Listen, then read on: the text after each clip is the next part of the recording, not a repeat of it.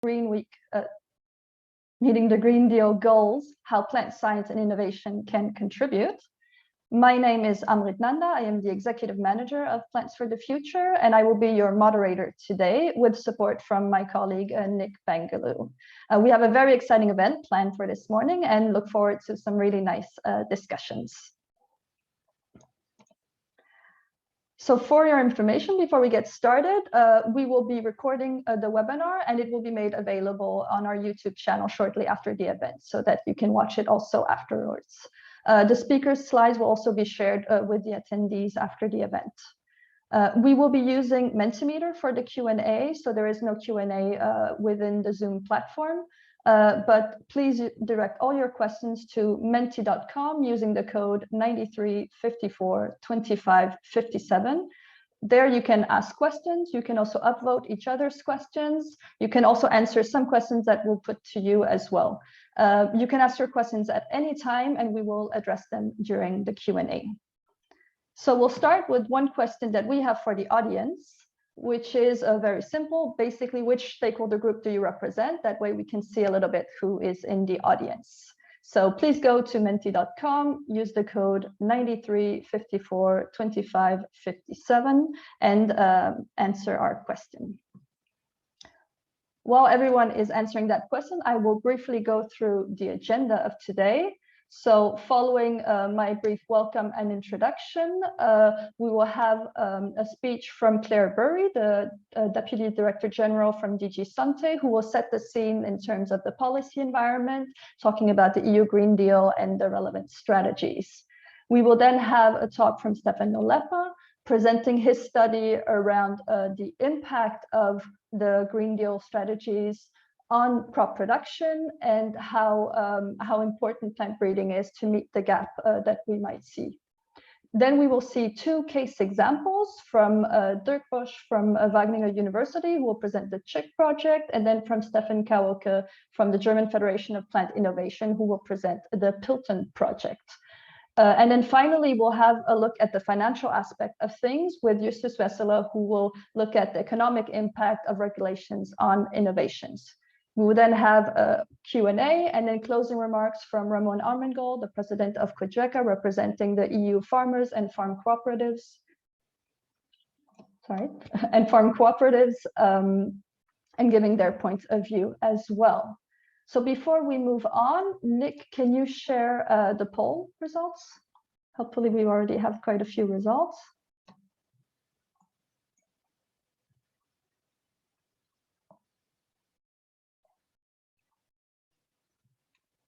Okay, so we're seeing, yes, quite a lot of people from academia and from the breeding and seed sector and public research.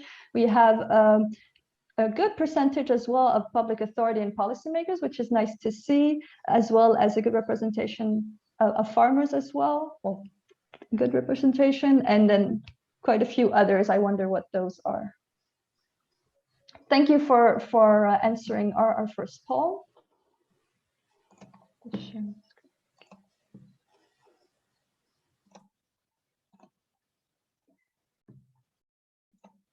There. So for those of you that are maybe not familiar with Mentimeter, if you want to ask a question, underneath our questions, you have this gray box, open Q&A, and when you click that, a little pop-up comes up, and you can write your questions and submit them. You'll also be able to read each other's questions, and you can then upvote them by clicking on this little thumbs up.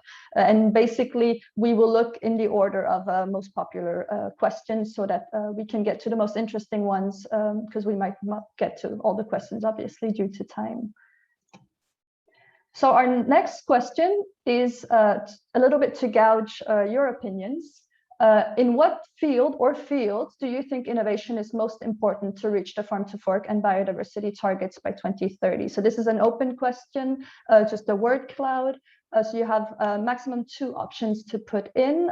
Nick, could you share your screen so we can see that word cloud live, please?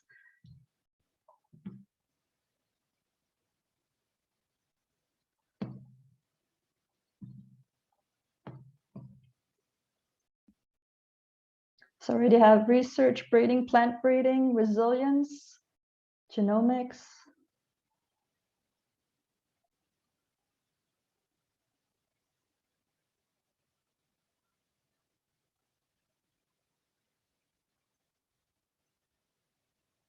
So breeding and plant breeding are definitely high on the list.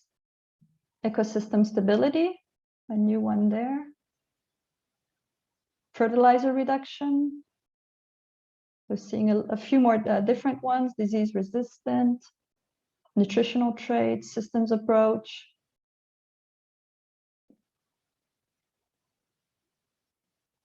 Crop improvement.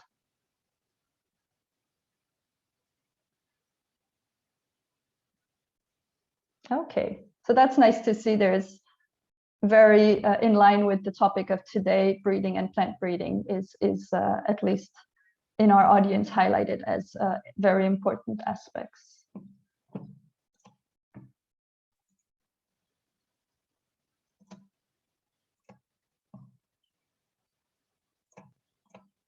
There, so before I leave the floor for our speakers, I just wanted to give you a little bit of an overview on how the plant ETP, how we look at things and how we look at the Green Deal. I won't go into the details of the Green Deal because Ms. Burry will be presenting them shortly. So I'll just very simplify it.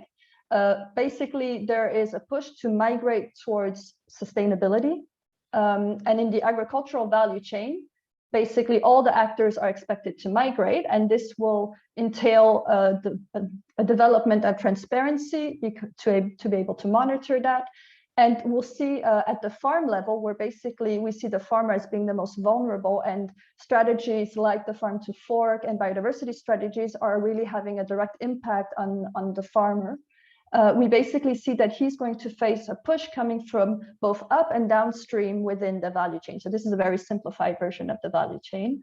But basically, we see a push coming from, for example, farm suppliers that are going to leverage product and production know-how to forward integrate sustainability as a part of their corporate responsibility and marketing approach. And on the other side, we have retailers that are leveraging their consumer access and intelligence to backward integrate sustainability as part of also their corporate responsibility and marketing approach.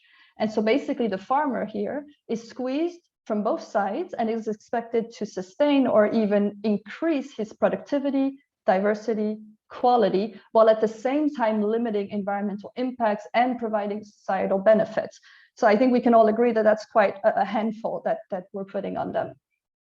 And so basically the farm is going to have to change the way that its outputs, its ecosystem services, and its operations. And for that, it would involve a mix of low and high cost innovations. And so there are a lot of different innovations that will enter in here. But today we've decided to talk about plant breeding. And the reason for this is that basically plant breeding is really essential. For millennia, plant breeding has helped maintain or even increase crop production in the face of changing environmental conditions, stress, and under a wide range of farm practices. Without access to adapted and resilient crop varieties, farmers can't produce anything. There is no crop production and hence no food, no feed for livestock. So this is really essential. And at the same time, farmers are regularly purchasing new seeds to get access to new varieties and to benefit from incremental increases in yield. And so providing these resilient and resistant crop varieties and high quality new crop varieties, this is really the most straightforward way to support the farmers and to enable them to reach the targets that are put through the Green Deal.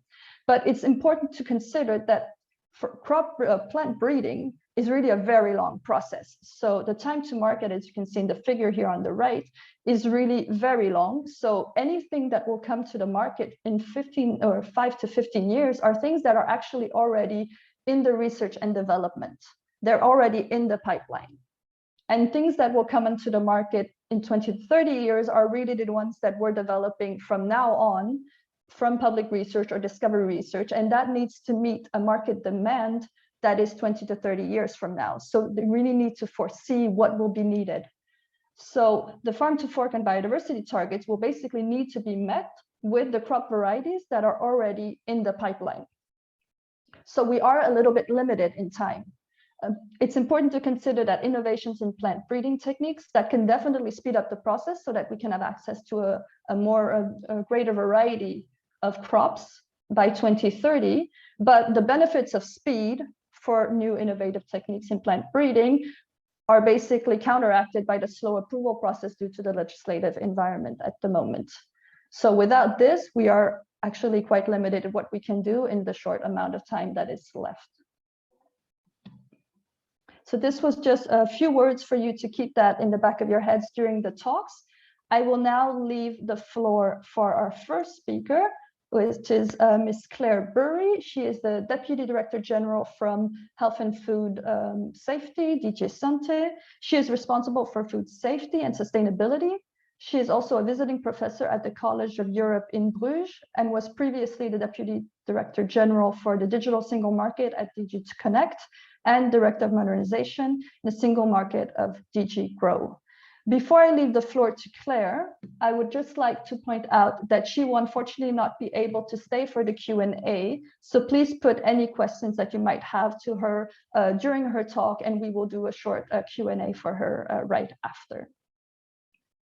So Claire, I leave the floor to you. Thank you very much, Amrit. Good morning to you and Nick, and to all the fellow panelists, and of course, good morning to all the participants.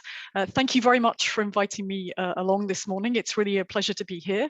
I will try, as you've requested, Amrit, to say a few words about the Green Deal, and I'm going to focus on the Farm to Fork strategy because I think that's probably the part that's the most interesting for everyone here. I want to talk about the philosophy and objectives of the Farm to Fork strategy. Then I want to explain the targets that have been set in the strategy and some of the actions that we have to try and fulfill those targets. And then last, but by no means least, I will talk about the support for actors in the food chain, which are foreseen. I think in your nice diagram there, you showed how the farmers are getting squeezed in the middle of that. And so, of course, I think we have to think about how we help the farmers and others who are in the middle of this food chain in terms of working towards greater sustainability as we want. So first of all, the Green Deal, as you know, was adopted by the Commission in December 2019. And it sets out to make Europe the first climate neutral continent by 2050.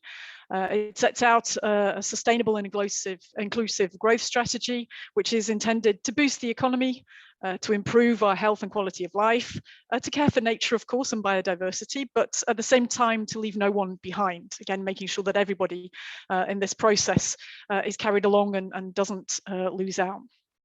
Now, the Farm to Fork strategy, together with the biodiversity strategy, these two strategies were adopted at the same time, are a key component of the Green Deal. The Farm to Fork strategy sets out the pathway towards a sustainable food system. We're celebrating now the anniversary of the strategy. In fact, it was adopted about a year ago. And the idea is to safeguard food security and safety and ensure access to healthy foods sourced from a healthy planet. And I think if any of you have seen the recent surveys that there have been about food security, there are still quite some worries on that front. While the system has managed well, we still see that places that are a crisis, there are some real issues around food security. So it's important that we have food security and food sustainability. We want to reduce the environmental and climate footprint of the EU food system, strengthen its resilience, and protect citizens' health and improve their diets. And of course, as I said, ensure the livelihoods of the economic operators. The main innovation of this strategy is that it takes an integrated food systems approach, that it looks at that chain that you set out there, Amrit. It looks all the way along the chain. And rather than dealing with specific parts of it, it has interventions all the way along the chain, and we look at how exactly the different parts of the chain interact together. We also look at the three different dimensions of sustainability, that is environmental, social, and economic. I want to stress, I think in the first instance, that we can only achieve this shift with a collective approach. So this involves all the people who are participating today, of course, and obviously researchers play a big part in that, and I'll come back to that in a moment. But the public authorities have to work together, national and regional level has to work together, and we need actors across this food chain. And of course, we need the NGOs to be part of the work that we're doing as well. The Farm to Fork strategy is not just about Europe transitioning its food systems, it also recognizes that we need a global transition. So we're trying to make our food system part of the drive towards sustainability worldwide. As most of you probably know, there's going to be a UN summit in September on food sustainability, and much of the work that we're doing at the moment, in particular elaborating a code of conduct with industry, we hope we'll be able to take into that dialogue for the summit for September. We're also having citizens dialogues to lift up ideas so that everyone can participate in the summit in September. We're also looking at international cooperation on food research and innovation, because as all of you know who are here today, that international cooperation is crucial, and I think that has to be a central part of our strategy as well. So I'd like now to say a few words and give a bit more detail on the targets that we set in the Farm to Fork strategy and how we think we're going to achieve those. So first of all, we said that there should be a reduction of 50% of the use and risk of chemical pesticides and the use of more hazardous pesticides by 50% by 2030. Now, this might sound like it's very ambitious, but I'm pleased to say that yesterday we released the figures for 2018 and 2019. And what we saw on pesticide use is that 2018, there was an 8% reduction, 2019, there was another 5% reduction, which compares, I think, very favorably to the around 4% average that we were seeing in 2011 to 2016. So it's true that this 50% target is pretty ambitious by 2030, but it is achievable, I think, given the figures that we're seeing at the moment. We also said that there should be a reduction of nutrient losses by at least 50%, while making sure there's no deterioration in soil fertility. And the idea is that we reduce the use of fertilizers by at least 20%. I saw that in the word cloud, the use of fertilizers came up. I think this is obviously as challenging as the pesticides in some ways in terms of reducing fertilizers. A reduction of 50% of the sales of antimicrobials for farmed animals and aquaculture, of course, because I think one of the great challenges that we have in the health of humans and animals is this antimicrobial resistance. We're all worrying about COVID now, and that will stay at the top of the list of priorities for the time being. But behind that, very quickly and very omnipresent is this problem of resistance to antimicrobials. And the fourth target we set was reaching 25% of agricultural land under organic farming. And this, again, I mean, is challenging. I mean, there are some countries. I was in Ireland the other day, well, virtually in Ireland. I wish I had been there properly, but I was virtually in Ireland. And even a country like Ireland is still only at, I think, 1.7% of agricultural land, which is farmed according to organic principles. So we see there is quite a gap. But again, we think it's ambitious, but we think it's doable. So obviously, if we set these targets, we can't simply put pressure on the farmers to reduce the use of pesticides. We have to facilitate alternatives. So we are working on putting on the market of pesticides containing biological active substances, such as microorganisms, pheromones, plant extracts, and other bio-based substances. And we've started what we think will be a fundamental review of the data requirements and the uniform principles for the evaluation of microorganisms to make them more fit for purpose. I think you mentioned also, Amrit, there, and obviously this is something that I hear very often in discussions, which is that our regulatory system is a challenge, if not to say a problem in some respects. So we're aware of that, and we're looking in particular at these types of alternative pesticides, at ways of making it easier to put them on the market. So we will require what we say as little as possible and as much as necessary by triggering them only when certain biological conditions apply. I mentioned as well at this point, I'm not going to go into it in detail, but we are looking at reviewing the whole framework for seeds, the seed legislation that we have, because again, I think we are responding to the fact that we know there are some parts of it that have worked, but there are other challenges as well in terms of the complexity of it, the fragmentation, the scope, is it really adapted to innovation? So we're also looking at our whole seed legislation, and we'll be adapting that. But I want to mention in particular, because it's something that you are all as scientists very well aware of, but I think is one of the biggest public policy challenges that we have now coming over the next 5 to 10 years. And that is this use of new genomic techniques. We've seen, of course, in the field of vaccines that now, given the pressure and the urgency, people have been very ready to adapt to vaccines which involve GMOs, which involve new techniques. But we still, when we come back to plants, we will find that there are some of the traditional and rightly questions that are being asked about the extent to which we should allow and facilitate the use of new genomic techniques. And the Commission published a study at the end of April, which our colleagues from the JRC contributed to, which has also been discussed with the colleagues from RTD. And I think that this, if we get it right, could provide a significant part of the answer to reducing the use of pesticides. The Commission has said that it thinks that using these new techniques can contribute to innovation and sustainability in the food systems, which we put at the heart of the farm to fork strategy, and also make the EU more competitive. We know that these kind of techniques are being rolled out in other parts of the world. If the EU doesn't use them, then we will be significantly challenged from a competitive point of view. There are, I think, benefits that we can highlight. We already know that there are plants which are resistant to pests and diseases, which need less pesticide, that have been developed, such as fungi-resistant rapeseed or potato, virus-resistant maize, and bacterial-resistant rice. And beyond plants, a nitrogen-producing NGT bacterium, which has been used for the fertilization of agricultural soil, which is already marketed in the US. So we are seeing the potential benefits of using these techniques. So the Commission, when the study came out, also announced that it would look at a policy action on plants, and we were specifically limited to plants, derived from targeted mutagenesis or cisgenesis. Obviously, what we're trying to look at here is a proportionate regulatory oversight, which would involve a high level of protection for human and animal health, but allow us to reap the benefits from innovation.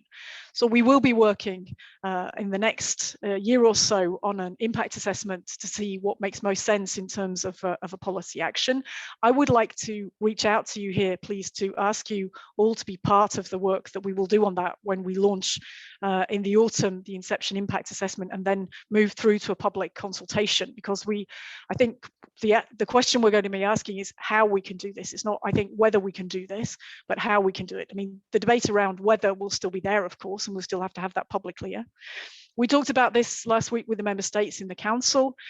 Nearly all of them agreed that we need a legislative framework that should be updated for the new genomic techniques, that the existing GMO framework's not appropriate. They also wanted to have a wide public debate, and I think this is where the challenge is going to come. Because, and that's where we need scientists and policymakers to work together to try and have this public debate in a way that we explain in simple terms and understandable terms, but nonetheless not in too simplistic or populistic terms what these things mean. But we really, I think, have to put the best of our scientific knowledge and our policymaking skills and outreach to good use there to try and see how we can do that over the next few years. I want to mention also another work that we have underway, which is the legislative framework for sustainable food systems, which should be proposed in 2023. This will be a new framework to make sure that all our food-related operations and food placed on the market become increasingly sustainable.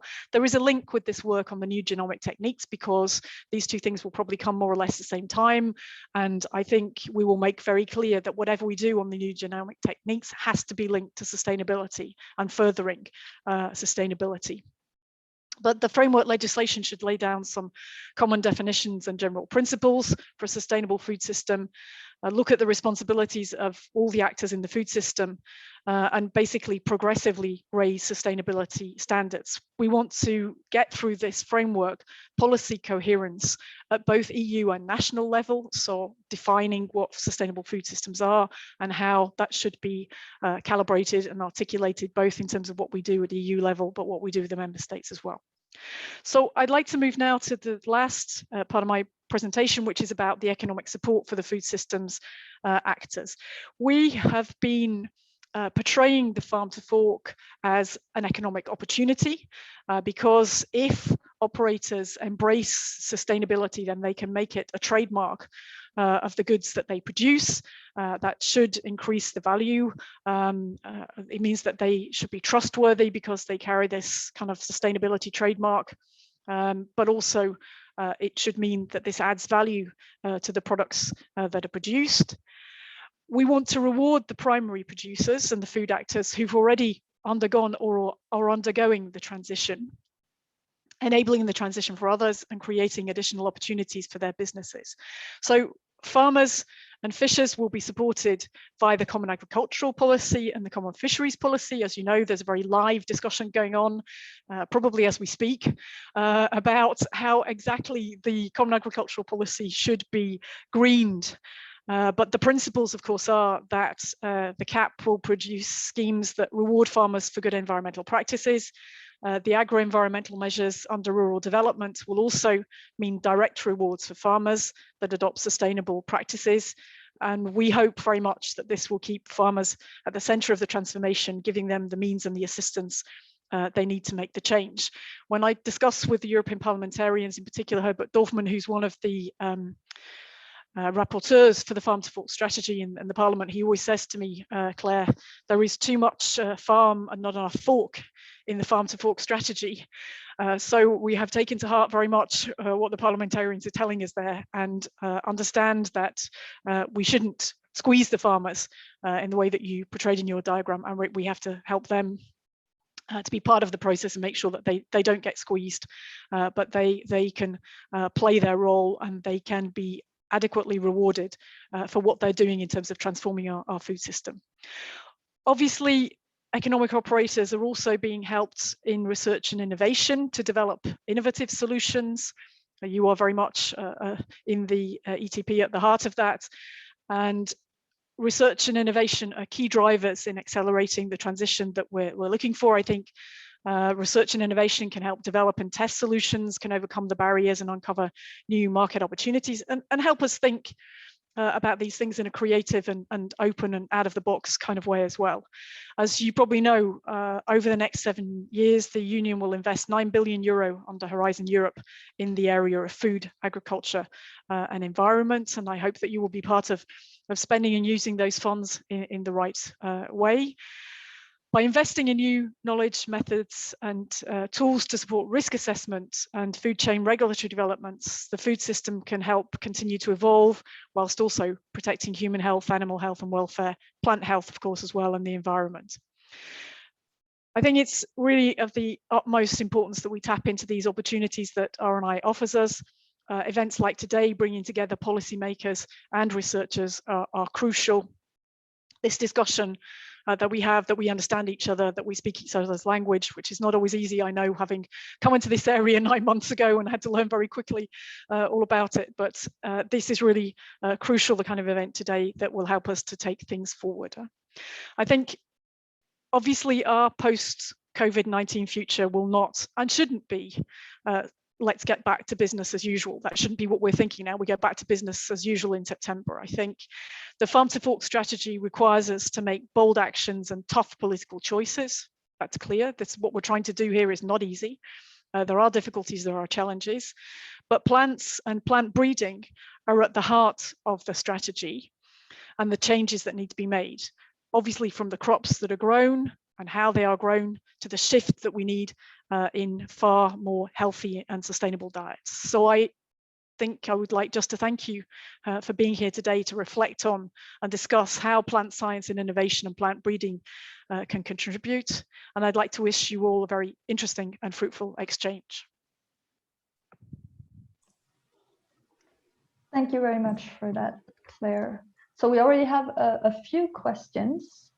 I will just quickly share my slide just so that all of you can see how you can ask questions. I saw there was a raised hand at one point, so please ask your questions going to menti.com using the code 93542557. So I will let Nick put the questions to Claire. Go ahead. Hi Claire, the first question is, how will we make sure that these targets will not result in unfair competition with trading partners outside the European Union?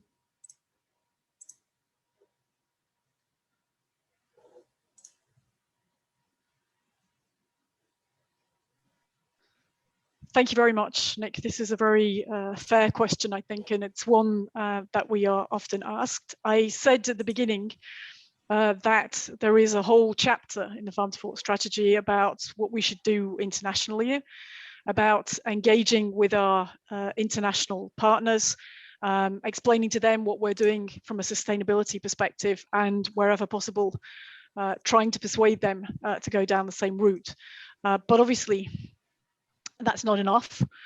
And one of the things that we make clear in the strategy is that where, for example, pesticides are prohibited within the EU, then we would move to a situation where we would no longer have maximum residue limits for those pesticides for goods which are coming in from outside the EU, because otherwise we very much put our farmers and those within the EU on an unlevel playing field with relation to what's happening outside. So first answer is we engage, we discuss, we want to go down the same route with our partners, but we will, where necessary, take measures to ensure that there is a level playing field within the EU when farmers have and others have made a very serious effort because certain products have been prohibited, then we will no longer allow maximum residue limits from products from outside. Thank you for your answer. Another question is the Commission looking at the current organic farming system only when aiming for 25% organic farming, or can there be alternative ways of more sustainable farming systems? I think we're always open to alternative ways. I'm aware that, for example, agroecology, which is not the same as organic farming, can also be a very significant contributor. So we are open. We have put organic farming up there as being our target, but we are open to other methods, of course, because we recognize that that's not the only way. I mean, it's, of course, sort of to a certain extent tried and tested way now, because there are certain structures around it in the way that it works and so on. And as you probably know, the Commission's now adopted an action plan about organic farming, but that's not to the exclusion of everything else that can be beneficial in terms of the way that, that farming is done and preserving biodiversity. Okay, thank you. So that is also related, I think, to the previous question. Will the sustainable food regulation then also cover organic production, or is organic supposed to be sustainable from the beginning?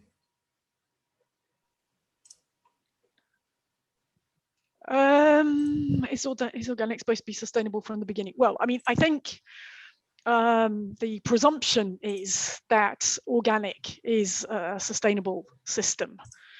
I mean, when I'm talking about the question of our sustainable food framework, I'm also talking about the bigger question of sustainability as well. I'm talking about marrying all the three elements of sustainability, you know, the environmental, the social, and the economic. So I think that has a broader context than just relating to organic as such.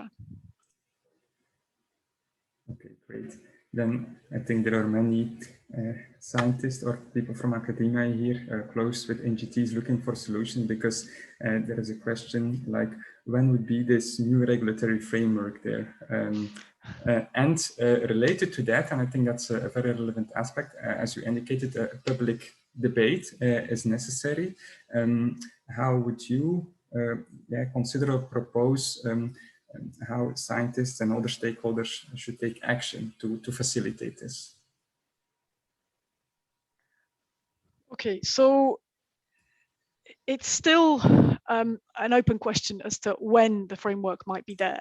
What I can tell you is that in the autumn now, I mean, we've had the first debate around the study and the fact that we've said we will do an action on plants. And that debate, by the way, is still going on about the limited to plants and so on. But in the autumn, we will come forward with the inception impact assessment. And that will then subsequently lead to a public debate. So I think that's going to take place in the second half of this year. Obviously, we will need time to prepare a legislative initiative. So I would think that the earliest we can do that having prepared, listened to everything that we've heard, prepared the impact assessment, done the analysis. I mean, the study already does quite a lot, but I would say that we're talking about 2023 before we can make a proposal. And then, of course, we would have anything up to 2 to 3 years in terms of negotiation in the Council and the Parliament. So even if we come 2023, it's still going to take quite some time to get that through. On the public debate, well, I'm very open actually to suggestions about how scientists think they can do this. I mean, we will organise events. There will be an event in September, which will, I think, be a good point to have a broader debate on this and to launch the discussions. I'm talking to across member states because the debate is happening in different ways across different member states. I'm talking to companies and scientists as well to see how it's playing out and how they've managed discussions in different member states. But I'm very open, and if there are suggestions that can come out of this morning as to how you think scientists can best be involved, then that would be extremely helpful from the Commission's point of view. I mean, we're really at that moment in time where we are thinking about it, we are open, and if you have suggestions, then I will be very happy to hear them. Okay. Thank you very much. It's great to hear that the Commission is really looking into this matter and open for all suggestions. Okay. So thank you very much, Claire, for your speech to provide this really nice overview and also for answering the questions. Okay, thank you. Good luck with the event. Thank you. Thank you. So we will now move on to our next speaker, which is Steffen Noleppa. So Steffen Noleppa holds a PhD in agricultural economy and has a long-term experience in the fields of analyzing global agricultural markets and rural politics, as well as environmental change processes. And he is the managing director of HFFA Research in Germany. So I will leave the floor to you, Steffen. Go ahead. Thank you, Amrit, for this kind introduction. I will share my screen first. Should be visible now, yes? Perfect, yes. Okay. Yeah, ladies and gentlemen, thank you for wherever you are for being available today, thus giving me the chance to share with you some thoughts of mine on an interesting topic, that is the importance of plant breeding for meeting the farm to fork policy goals. As such, my presentation is based on an economic and environmental analysis of various impacts or benefits plant breeding is providing in the EU, a study which we have published 3 weeks ago. And this study concentrated on the EU as a whole, but also on selected EU member states due to time restrictions. However, I have only the chance to present some results with respect to the EU as a whole. Having said this, I thought to structure my presentation into 4 topical issues. First, I would like to introduce you into some results of our ex post evaluation. Here we looked at yield developments between the years 2000 and 2019 and at the importance of plant breeding for this productivity grow. This enabled us then to model results with respect to various impacts of plant breeding referring to the year 2020. I will do this very briefly in order to concentrate my presentation on the ex-ante assessment, where we have done pretty much the same as in the case of the ex-post evaluation. However, here we looked at potential plant breeding progresses in the next 20 years, enabling us to model plant breeding impacts again for a full set of target indicators for the years 2030 and 2040.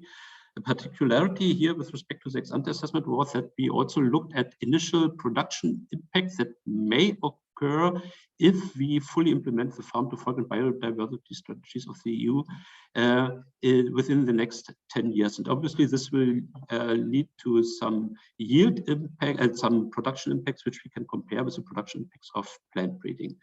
Third, I would like to highlight 2 specific case studies of many others we have incorporated into our study, highlighting various impacts of new genomic techniques. Before, in hopefully not more than 15 minutes from now, I will come to my recommendations for private business and, of course, also policymaking. I already said that we tried to measure or to calculate impacts of plant breeding with respect to a full set of indicators. In fact, we used a rather holistic approach. The indicators which were the target of our analysis are listed here. Again, due to time restrictions, I do not have the time to go through them step by step. Those who are highlighted here in bold and larger letters will be subject to my presentation, but please do not hesitate to ask me also questions later on if you are, for instance, interested in getting more information about food availability impacts or water use impacts or whatsoever. Okay, let's come to the ex post evaluation. Basis of all our analysis was to determine the yield that must have come from plant breeding progress in the past 20 years. Therefore, we applied sophisticated meta-analysis, squeezing out more than 100 scientific publications and expert statements on the importance of plant breeding for innovation-induced yield growth. And we also applied total factor productivity analysis. And based on this, we come to the conclusion that the share of plant breeding in what we call innovation-induced yield growth must have been very high. It must have been, depending on the crop, we are looking at between almost 60 and 75%, or as you can see here, on average across all arable crops, around 2/3 of what annually has been achieved in terms of overall productivity growth. On average, it means that weighted by hectare, 1.16% yield progress was made due to plant breeding in the past 20 years, year by year. And this is, as you can see here, obviously in the same range as the observable yield growth, meaning that plant breeding is maybe not only but the major determinant driving yield progress in EU arable farming and subsequent impacts. In order to find out what these impacts are and how large these impacts are, we applied a set of tools being standard in agricultural and environmental economics. And while doing so, we found out that if plant breeding had terminated around the turn of the millennium, the situation today would be significantly different than as we can observe it. Without 20 years of plant breeding in the EU, yields in arable farming on average would be significantly lower. On average, according to our calculations, a minus of more than 20% would have occurred. Without 20 years of plant breeding in the EU today would be a net importer in all arable crops, including wheat and other cereals, where we are still in a fairly good net export situation. Without plant breeding of past 2 decades, the annual income of an arable farmer, of a typical arable farmer, would be 6,000 euro lower than it is today. And this is a lot, since average arable farmer in the EU does not earn more income than 17,000 to 20,000 euros. So a third would have been gone without plant breeding. Or for those who are familiar with the economic accounts of agriculture, in terms of agricultural value added, we would today miss 14 billion euro of value added in arable farming without plant breeding of past 2 decades. So obviously plant breeding has a huge benefit in terms of economic prosperity here in the EU. But plant breeding is also important with respect to the environment, because if we do not produce as much as possible, our international competitors would be happy to do so. And they would need more land to fill the gap that would exist if we had terminated plant breeding 20 years ago. According to our calculations worldwide, we would need more than 20 million hectares in addition to what we already have under agricultural cultivation. And since this land still is natural or nature-like habitat, this would mean that by losing this land due to the absence of plant breeding, we would also have other environmental consequences to carry. According to our calculations, these land use changes would have contributed to more than 4 billion tons of additional CO2 emissions. This is approximately the same then as the annual greenhouse gas inventory of the European Union. And also a lot of biodiversity still available in natural habitats would have gone lost.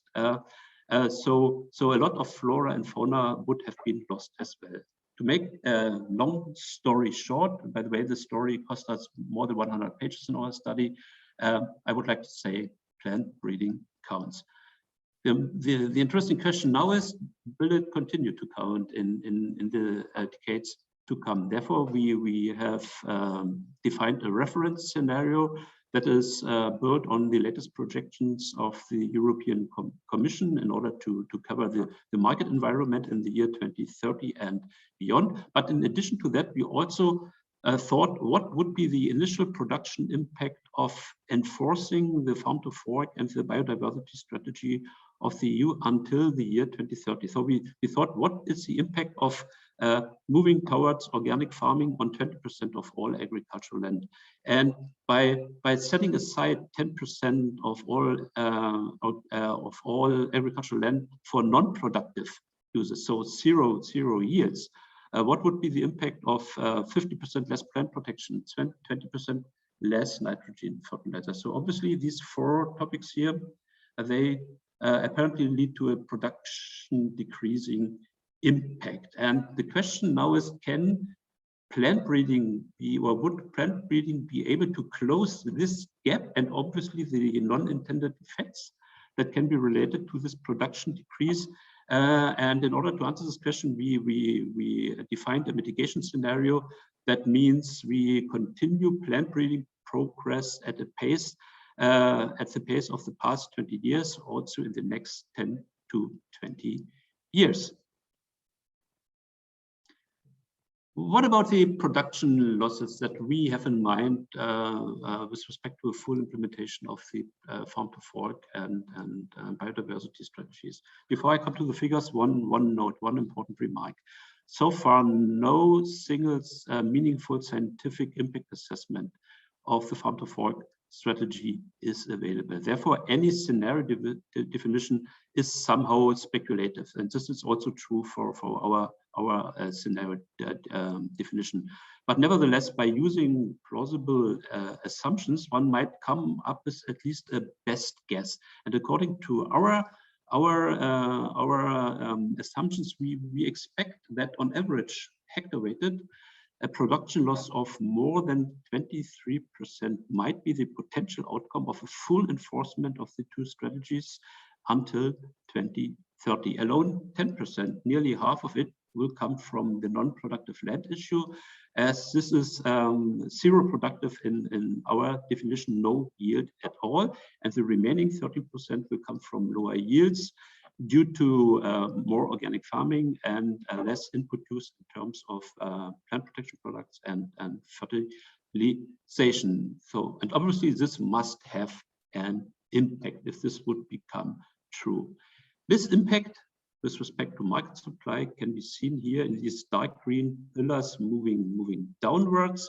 This is the impact of the two strategies until 2030. So obviously millions of tons of wheat, etc., would be missing on market level if we implement the strategies without further actions. Plant breeding can help to compensate this effect partially until 2030, and at least with respect to 6 crops we have in mind, fully until 2040. However, even in 20 years from now, a full compensation will not be achieved with respect to wheat, oilseed rape, other oilseeds, and pulses. Therefore, we would like to say that plant breeding should speed up, and this can be seen also here.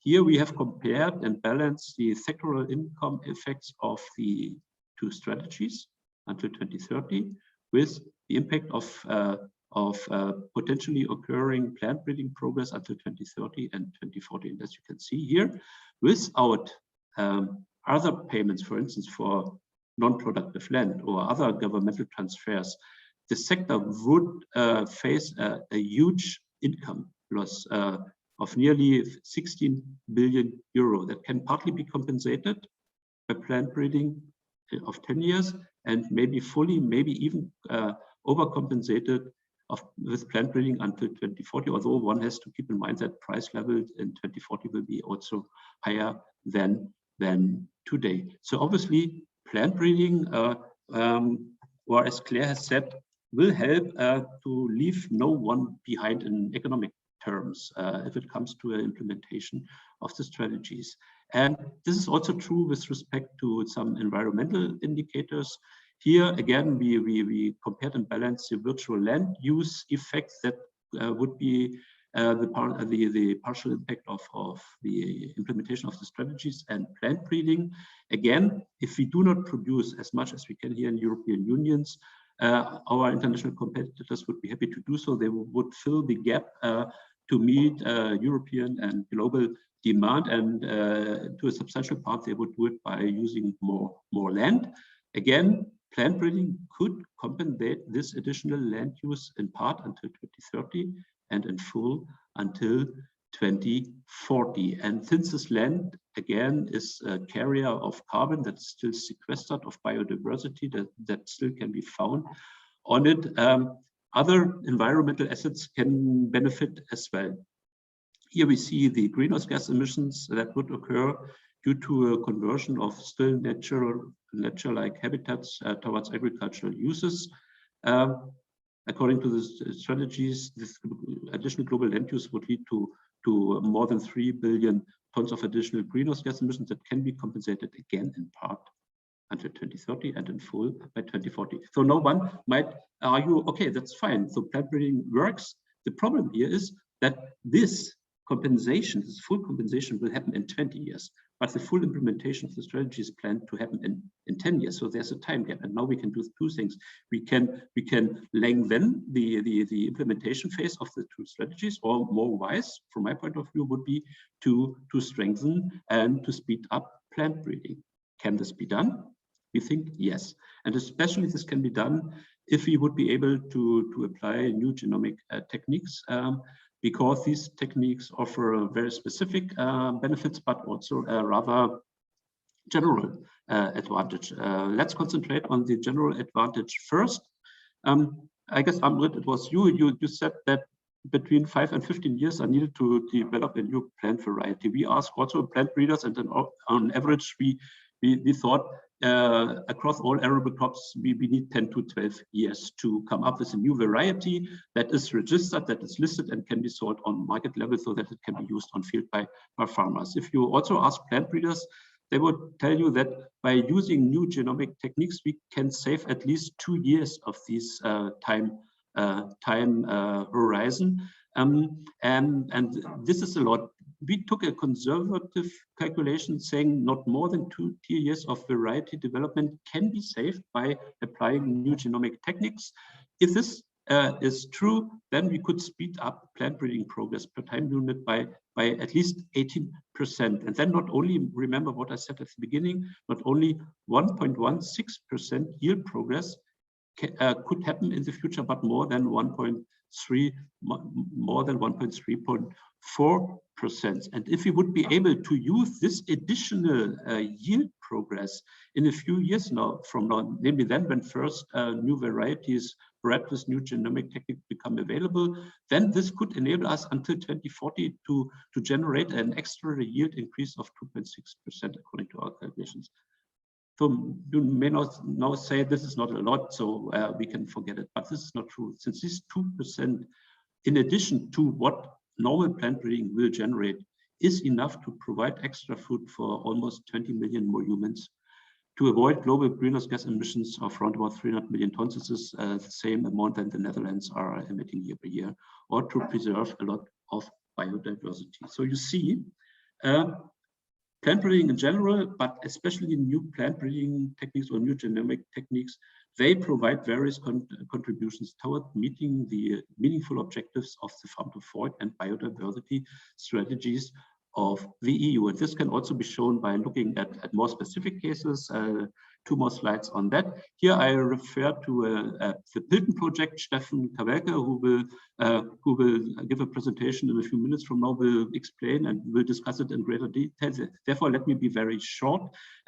This is a project of German plant breeders who aim at breeding for multiple fungi-resistant wheat varieties. And if they will be successful, this may, or the expectation is that this may avoid fungicide applications in future. So we did an assumption that at least 1, maybe 2 applications of fungicides per season could be avoided in future. And if you apply this to 10% and up to 50% of all wheat acreage, then it would end up with a saving of many millions of applications of fungicides. And even if we speak only about 10% of the acreage where these new varieties, these new multiple fungi-resistant varieties could become available, we speak about thousands of tons of fungicides that can be substituted, not by another chemical, but by a kernel or by seeds. And this, of course, would support the objective of the farm-to-fork strategy to reduce plant protection products by 50%. Or to take a second example, now referring to a project of the John Innes Center in the UK that deals with oilseed rape, which is heavily affected by pod shattering. These scientists in the UK, they are currently breeding for reduced pod shattering and oilseed rape. And if they will be successful, this may help not only to avoid voluntary seeds in the year after, but to avoid seed losses, which are assessed to be in the range of around 9% per hectare pre and during harvest of the oilseed rape. And if this would be possible, then our demand for oilseed rape and oilseed rape products could be met by using 500 up to 500,000 hectares less land. And this lower pressure on land definitely would support, for instance, our efforts towards mitigation of greenhouse gas emissions, towards additional or less biodiversity in process. So let's come to my recommendations. 2 of them relate to private decision making. I guess we all, if we are scientists or consultants, if we are farmers, if we are policymakers or just normal consumers, we should acknowledge that plant breeding is a highly innovative science, and as such an extremely important area of research and development. Therefore, plant breeders should be aware of it, and plant breeders must take responsibility, but by not only continually investing, but even more investing into desperately needed additional innovation. Therefore, they should target, of course, higher yields, but in future, more often than now, should also target other objectives such as resistances with respect to biotic stress factors or tolerances with respect to abiotic stress factors, various agronomic traits, but also very important orphan crops. But not only the private sector should take action, the public sector should do it as well. Here, we would like to recommend policymakers and regulators to do everything they can not to hinder plant breeders to do the necessary further investment, but to encourage them to do so. This can be done, for instance, by strengthening research and development as well as fundamental research, but also by supporting public awareness campaigns, for instance, through interdisciplinary research and evidence-based information campaigns.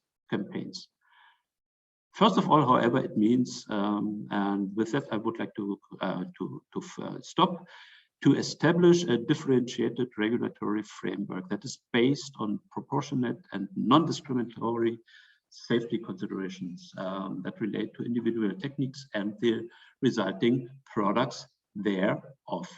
I'm pretty sure we will discuss it in a few minutes from now. Having said this, I thank you for your attention. I look forward to a fruitful discussion in a few minutes. And in any case, I stay at your disposal if there are questions that cannot be answered today in the aftermath of this event. So thank you very much. And I will unshare my screen now, if you don't mind. Thank you so much for your talk, Steffen. That was really nice to see some numbers down on some things. I will just quickly share my screen again so that everybody can have the code from Mentimeter, because I saw again that somebody is raising their hands. Please use the Mentimeter, go to mentimeter.com and use the code 93542557 to ask your questions.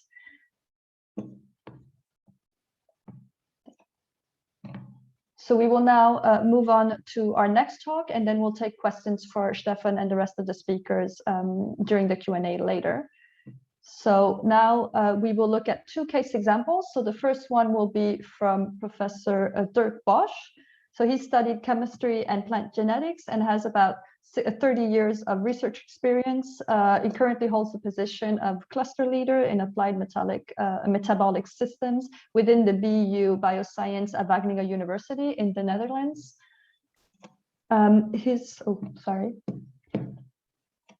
There we are. His primary research activities are centered on unraveling biosynthetic pathways in plants and metabolic engineering of plants and microbes with applications in the agri-food and health sector. And he is the coordinator of the EU CHIC project, which he will be presenting now. For information, he will also unfortunately not be able to attend the Q&A later on, so we will take a few questions, 2 or 3 questions right after his presentation. So please ask them as soon as possible. I leave the floor to you now, Dirk. Yeah, okay, can you see me? I will try, can you hear me also? Yeah, we can see and hear you. I will share the screen.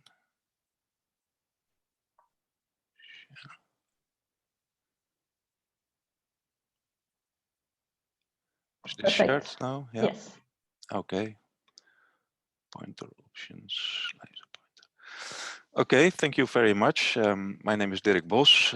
Indeed, I'm a coordinator of the CHIC project, a EU project, and actually it has its, today and tomorrow, it has its 70 members consortium meeting. So that's the reason why I have to rush out again. I popped out of that meeting.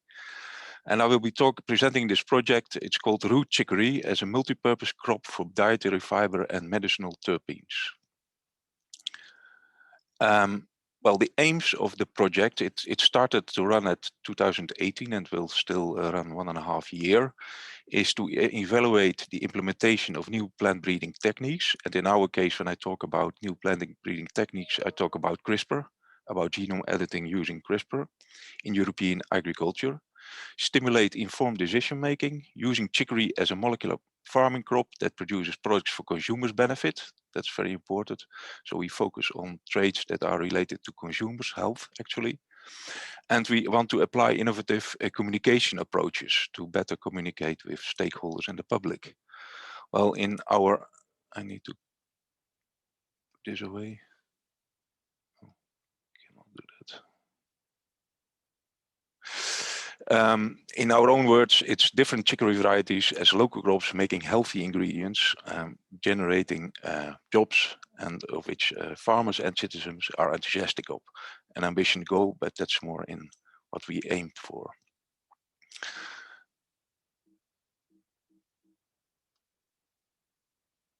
Okay, what is root chicory? Perhaps I'm not sure whether everybody knows root chicory, but it is a field crop. It produces its big roots, a bit like sugar beets, and actually they are mostly grown in regional crops. Regional crops they are in the south of Holland, in Belgium, and the north of France. And these are the industrial crops, and actually they are used commercially to extract food fibers. Inulin, they are called. I will talk about bit more about what they are, inulin, but 150 tons of inulin grown on 20,000 hectares. So it's a small crop. But the production pipeline is in place, meaning that the growing, the harvesting, and the factories to process these roots, these gigantic roots, and extract the food fibers from is in place. But we also think that those roots have still more potential, not only to produce food fibers, but also other products. So the project aims also on that. What is nice is that it is a very robust crop.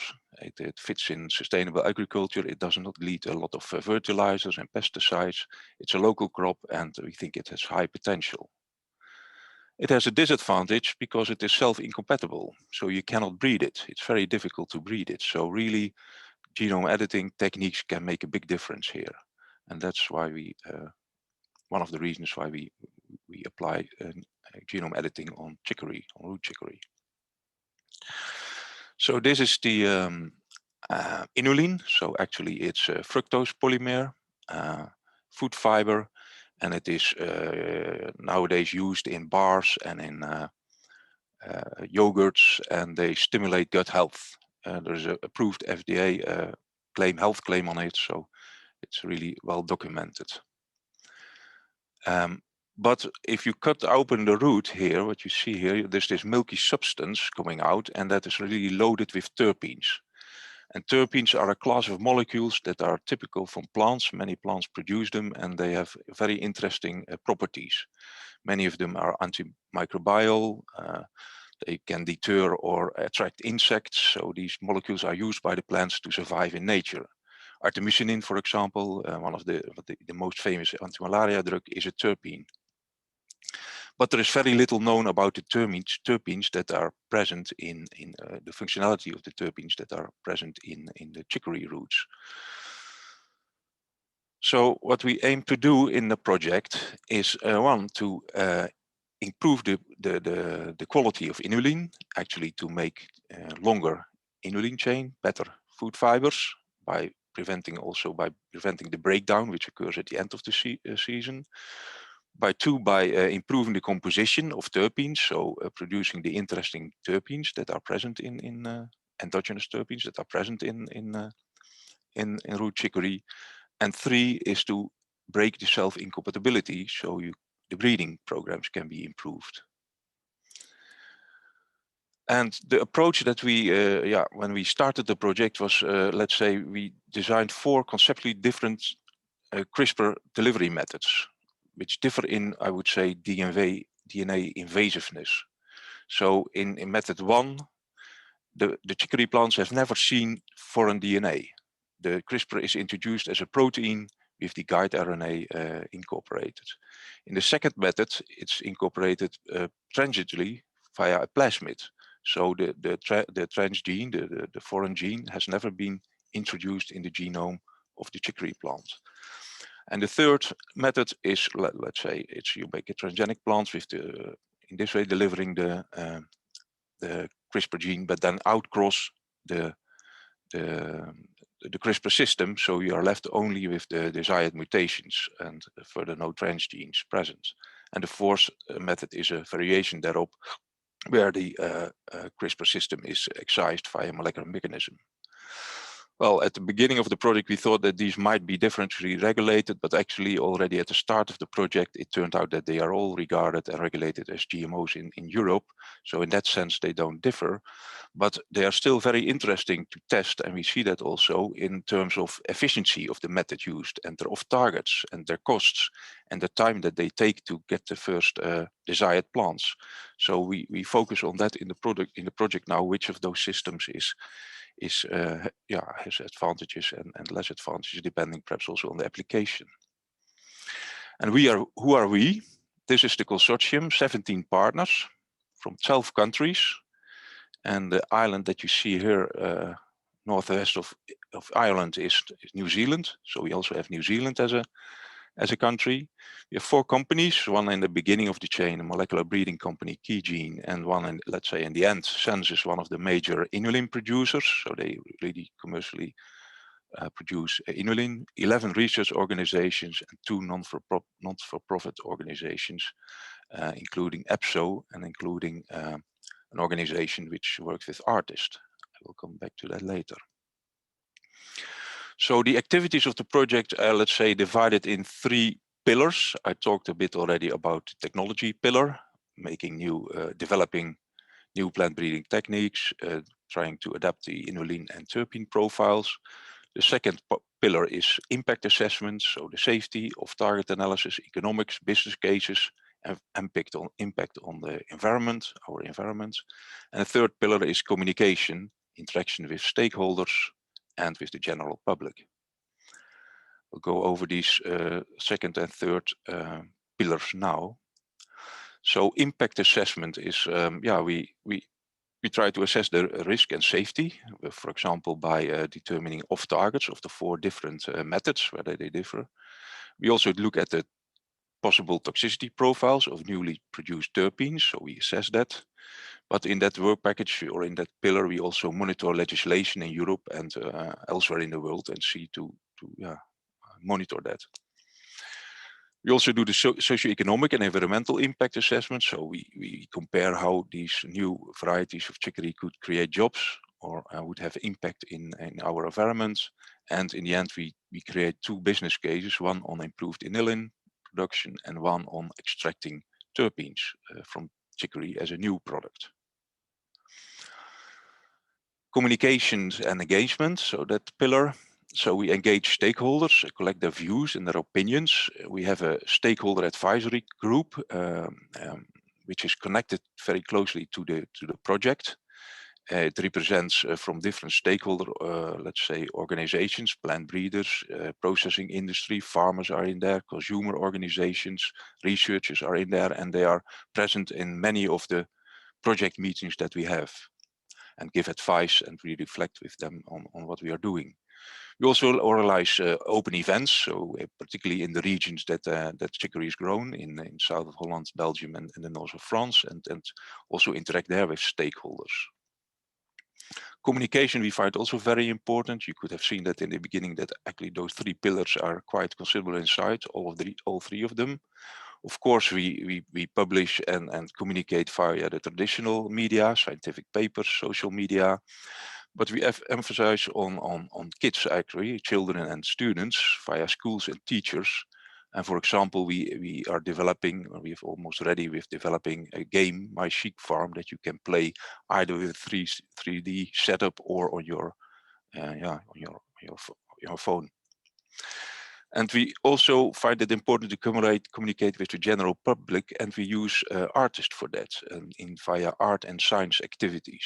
I will come back a bit later to that, now actually.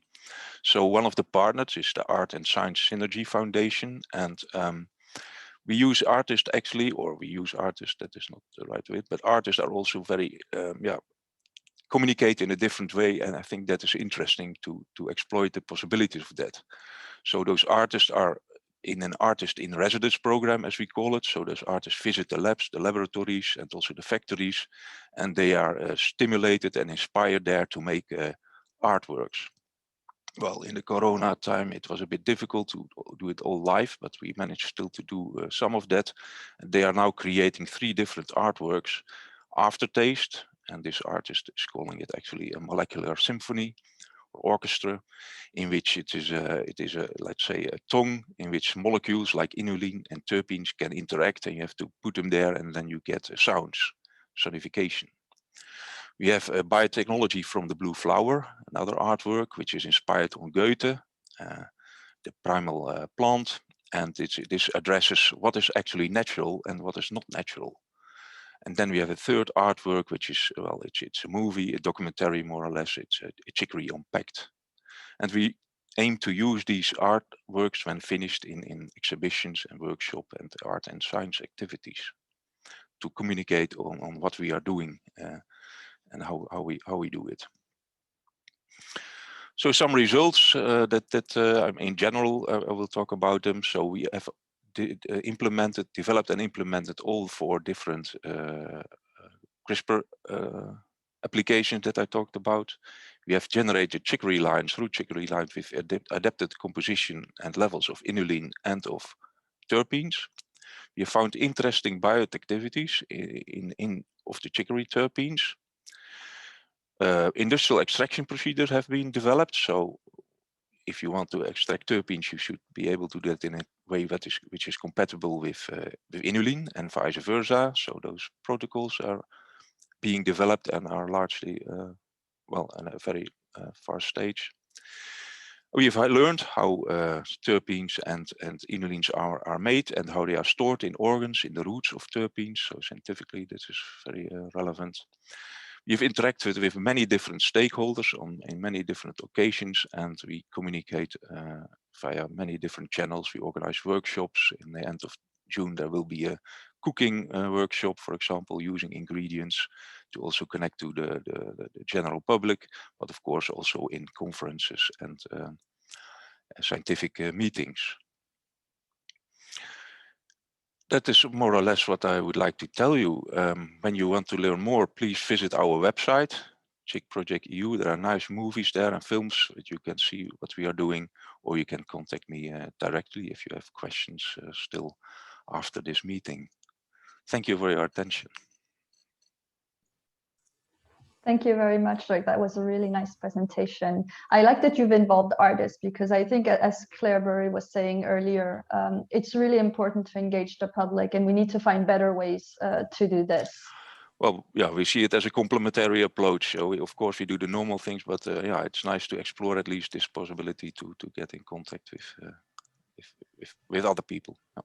Yes, so I would just like to say there's been a few questions about where the recording of this event will be available. So we will put it on our YouTube channel, and we will share it, the link with all of you when we send you the slides as well. So you will get them, all the people registered will have access to it. Nick, do you have any questions to put to Dirk before he needs to leave? Yeah, related to the innovation, you're using the new plant breeding techniques. Mm-hmm. So how important are the ongoing, let's say, regulatory discussions for your project? Yeah, they are very important, and we have a partner really focused on that, JKI, really specialist, and they are also present in many of the discussions that are taking place. It is our position that we don't want to be a lobby group. We want to be purely neutral, but it's of course crucial that we inform ourselves very well, and that we pass on the information that we generate to the legislators. Yes, one of the stakeholder events has been an event with legislators from the different countries, member states. Yeah. Okay, thank you. Thank you so much for this. So we're running quite a bit late, so I think we will move on to the next speaker. Thank you so much for dropping out of your annual meeting and coming to share your project. It's important. Thank you. Thank you. Yes, so we will now move on to the next speaker, so Dr. Steffen Kawelke. So he holds a PhD in biology with plant biochemistry, and he has been working at the German Federation of Plant Innovation since 2015. And so the GFPI could be described as a scientific association of commercial plant breeders in Germany. Steffen does contractual work for cooperation agreements at the GFPI joint research projects, as well as conceptual and coordinative work for crop-independent research topics, for instance, on new breeding technologies, and working on the PILTON project, which he will present now. Please go ahead, Steffen. Thank you, Amrit, for this nice introduction. I'm going to try to share my screen. All right. Do you see it? No, I don't see it. Well, then I'll try again. Now it should work. All right. Yes. So yeah, thank you again, and good morning or good day, everybody. I'm happy to present the PILTON project to you, which is about the establishment of multiple and durable fungal tolerance of wheat using new breeding methods. And before we dig in to the project details, I would like to draw attention to how we in plant breeding see the method of genome editing, and to the fact that we in plant breeding, we were broadening the spectrum of crops we bred, but also the spectrum of methods we used to breed those crops ever since. So starting with 1866 Mendel's rules, of course, then today we have crossbreeding, hybrid breeding, mutational breeding, tissue culture, and so on. So today we really have a rather broad spectrum of methods we can use, and one of the latest members, one of the latest tools in this spectrum is genome editing. And we like to use this image of the toolbox of plant breeders in order to show that all those tools which are in there are of equal importance. All those tools are for specific purposes, and as such, genome editing is also one of those highly promising and really important tools for us, which is not the holy grail. It will not just solve all the problems we have just by this, but it is really important for us and the plant breeders are really keen on using this new tool. But unfortunately, as I think you are all aware of, the ruling of the European Court of Justice from 2018, basically saying that plants derived from new breeding methods are generally classified as genetically modified organisms, or GMOs. This is unfortunately not possible in Germany and in Europe in practice to date, because with this ruling there is disproportionately high requirements and lengthy approval procedures for those products. We also have certain problems and challenges in detection and identification of respective products. So we, as a plant breeding association, we demand that legislation must be adapted to take account newest scientific findings and also latest plant breeding developments. And we especially demand that plants that do not differ from classically bred ones should not be regulated as GMOs. And we heard a lot about that. We especially think it's a good idea to apply those new breeding techniques against the background of the Green Deal, the farm to fork strategy. Also in Germany, we on national level have the Ackerbau strategy.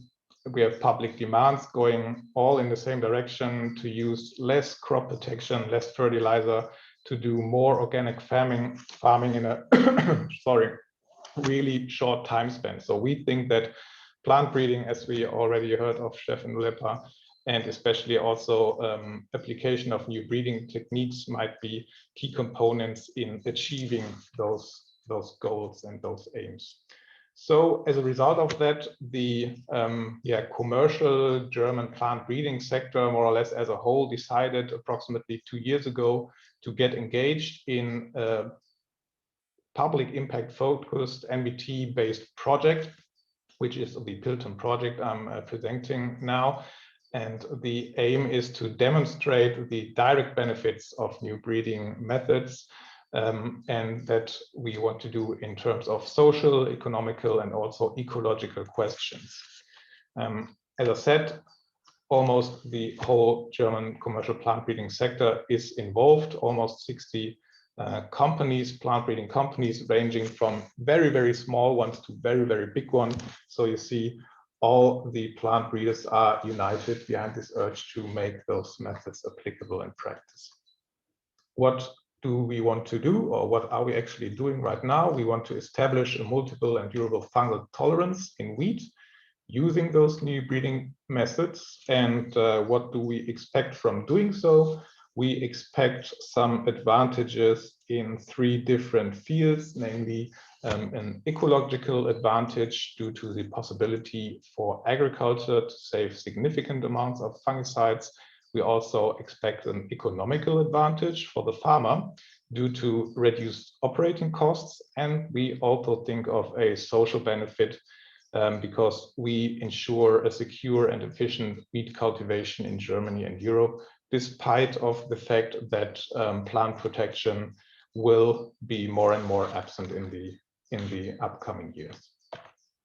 How do we do that? Of course, we use new breeding techniques and we use Cas endonucleases. And with this Cas endonucleases, we do targeted mutagenesis, and we are editing only individual wheat proprietary genes. And we're doing that in a transient approach in order to achieve really plants that do not contain heterologous genetic material, so we can really show these plants do not differ from classically bred ones.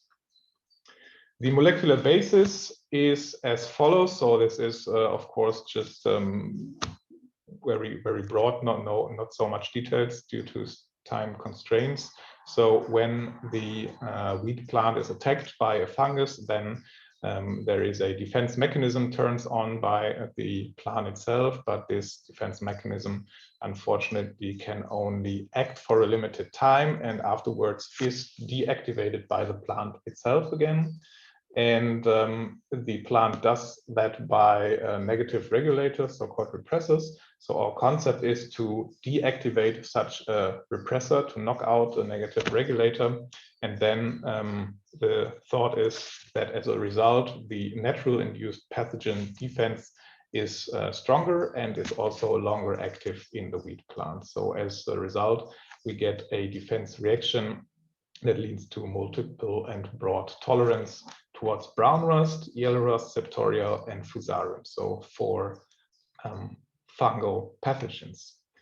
We started the whole work in early 2020, and in summer 2020, we already had the first genome-edited T0 plants, which were grown in the greenhouse. They really developed nicely, formed ears. The kernels were sown out again. So in November 2020, we already had genome-edited T1 plants, which were then, of course, analyzed for the edit.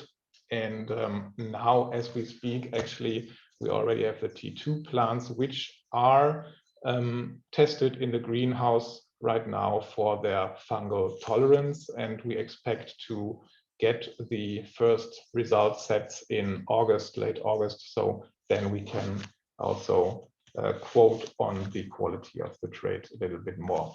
But then that's not the end, of course, of the project. So as we are an association of breeders, we are breeding for the fields, of course, and as such, we also want to test the PILTON plants in the field under fields condition. That's for sure. We want to do that in Germany, since we're a German association and want to tell the German society and politics the benefits of those techniques. So our demand is that policymakers must create conditions for a safe, practical option to test those NBT plants in the fields to make that possible. So what else is needed? We not only need a certain legal framework, we also need access to genome editing in terms of intellectual property rights. That is also a component we analyzed during the project. So we try to answer the 2 questions: how can plant breeding companies use genome editing technologies against the background of intellectual property rights, since those techniques are patent protected? And we also want to explore how are licensing structures of the providers of those techniques, and can the breeding companies, regardless of their size, cope with these licensing structures and these things, and can they access those techniques in practice? Another really important pillar, of course, is public outreach, since the project is focused on publics. So we are really happy that we have a very good and very positive press feedback so far. So there are quite a few really nice newspaper articles coming out to the project. We also have inquiries and requests from news stations and TV stations in order to document the project. We also do that ourselves, obviously. So we have some nice documentation and videos on this website, which is linked here. And you can feel free to access it, to get access to more information, interviews, and so on. And I think as a conclusion so far to this project, we can say that new breeding methods have the potential to provide answers to the current questions concerning further development of agriculture. And it is very important that broad applicability among breeders and social acceptance must be ensured. And we were actually really happy that those principles were also taken up by the recent study of the European Commissions on new genomic techniques, which is saying that different regulation of comparable plants with comparable risk potential is not justified, and that there are also strong indications that the current regulatory framework is inappropriate and adaptation to newest scientific developments have to take place, and that the goal is to enable benefits of innovations and address concern at the same time. So I guess we can fully identify with that. And we are and will be happy to contribute to this process with our PILTON project in order to get some answers to those questions which will arise and have already been arisen in this process. So that's it already. Thank you for your attention. There is the link to our PILTON website again. as I said, feel free to access it. It's also available in English, and you can find some more information and beautiful videos about the progress and the product itself. Thank you. Thank you so much, Steffen, for presenting this. So we will move on to the last speaker before we get to the Q&A. So this is Professor Justus Wesseler, who graduated in agricultural, environmental, and natural resource economics. He conducts research at Wageningen University on economics of biotechnology, value chains, and regulatory economics, including issues related to coexistence. He focuses on, on the contribution of value chains to sustainability and the impact on new technologies. So Justus, please go ahead. Yes, Amrit, many thanks for the nice introduction and also for providing me the opportunity to share some of the research that we are doing at Wageningen University. And now let me see, I like to share my screen and no, I can't find my presentation. There it is. Okay. Right. And I should go into.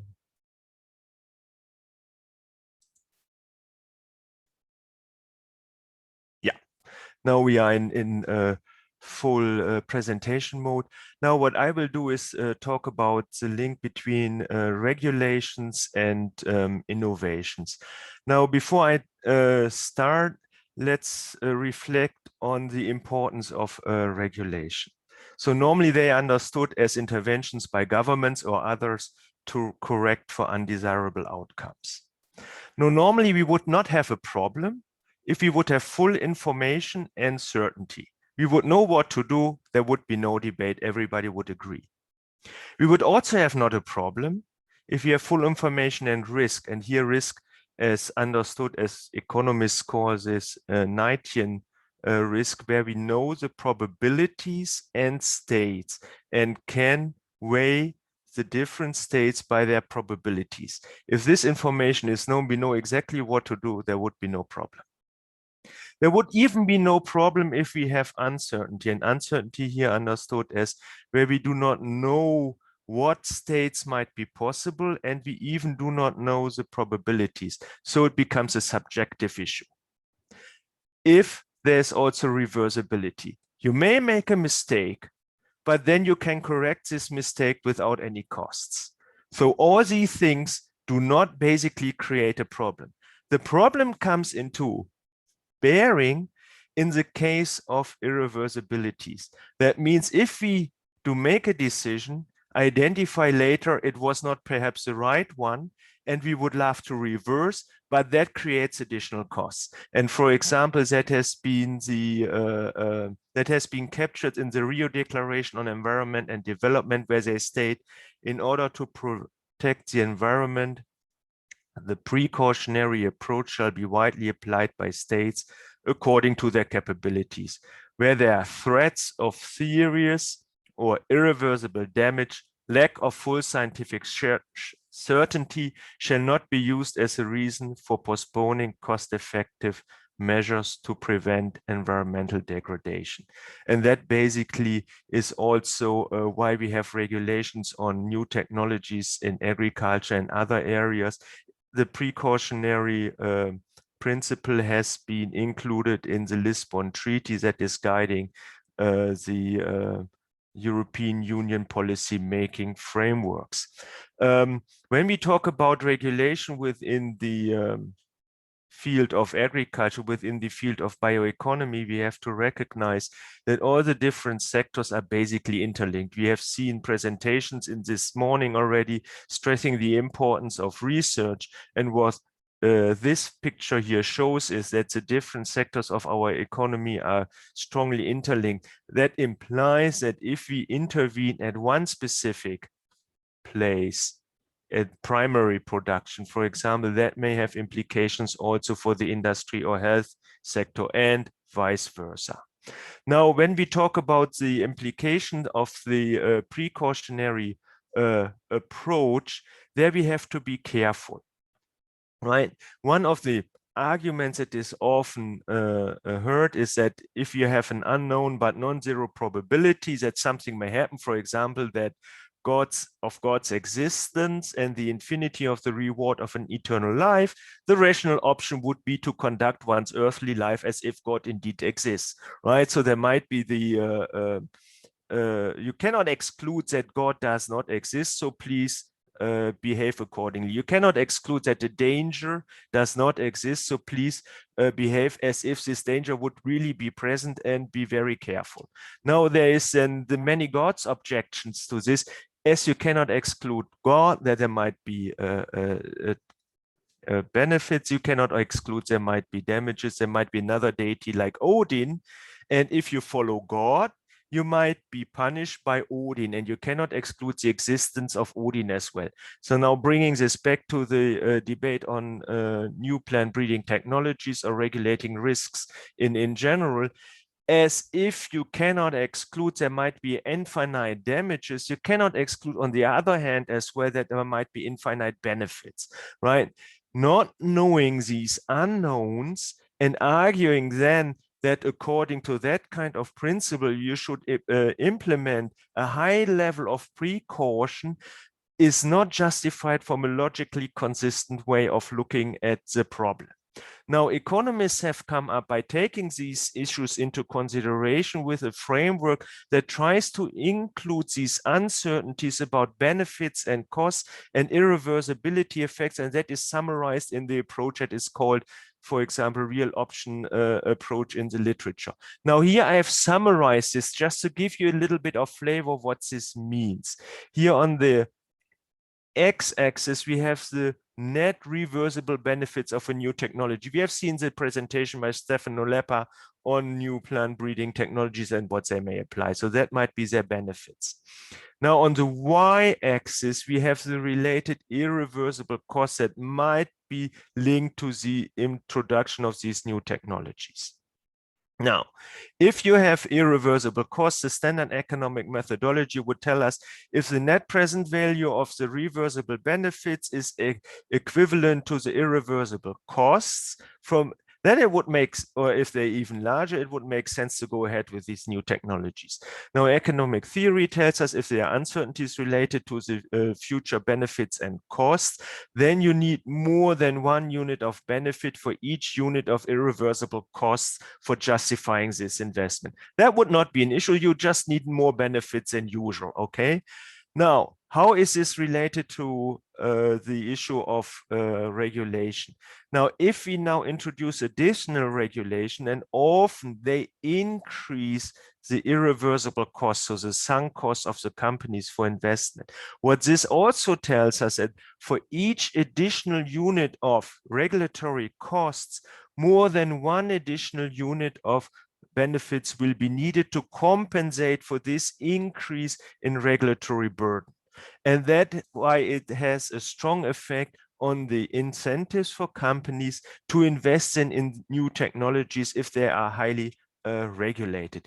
And one can further model this, and if you look at new plant breeding technologies or other technologies, by separating the whole process from a company's perspective into a period where you have an R&D period, where you have an approval period, where you have a period where you can market your product, and where you may face some ex post liability costs.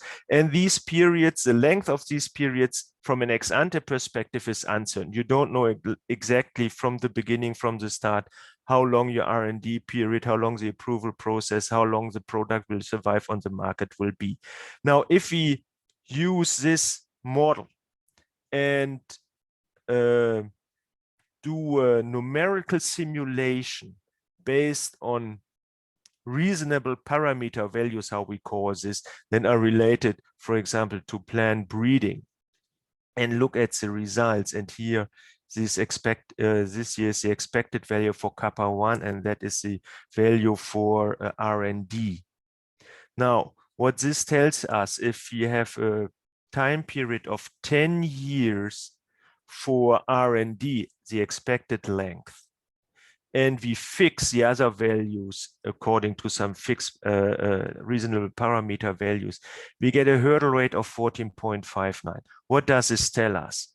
That for 1 unit of irreversible R&D costs, the company needs more than 14.59 units of additional benefits to make it interesting for them to invest in these new technologies.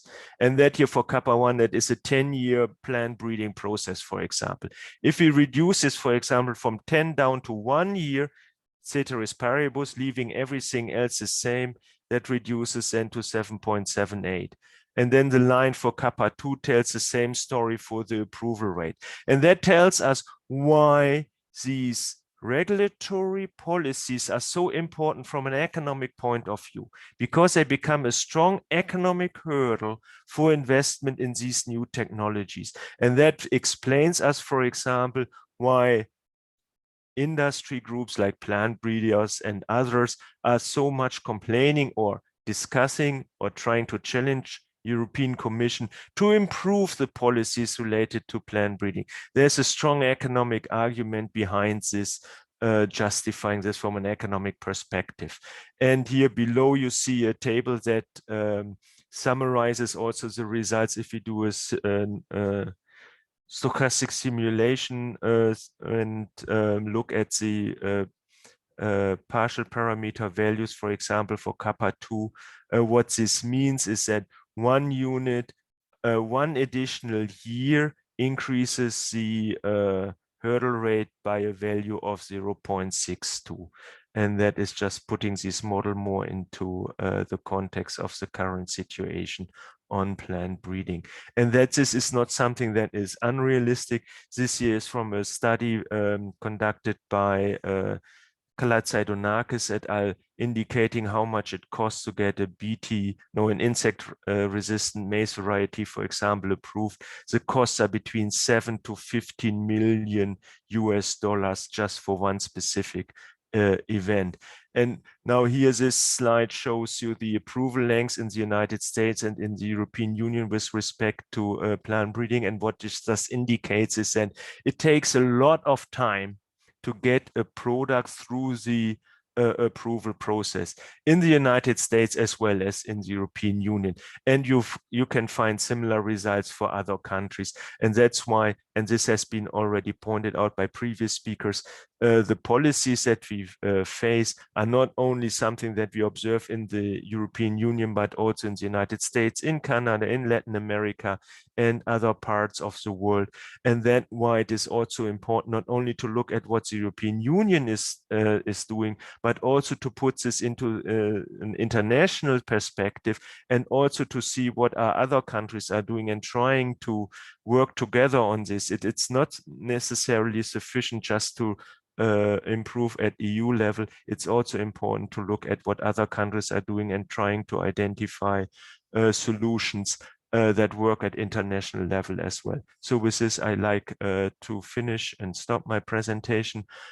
This work is the result of collaboration with many colleagues, including, for example, also Dirk Bosch. And of course, the views expressed are mine and not necessarily those of theirs. Thanks a lot. Thank you very much, Justus, for bringing the financial aspect into the conversation. So I think we will take questions. So we are running a bit late, but we do have about 10 minutes. We could take at least one question for each speaker. Yes, I have a question for Justus. There is a question from the audience saying, like, look, because of this additional regulation in Europe, is that why the development of GMOs and the market release is only possible by big companies in the end?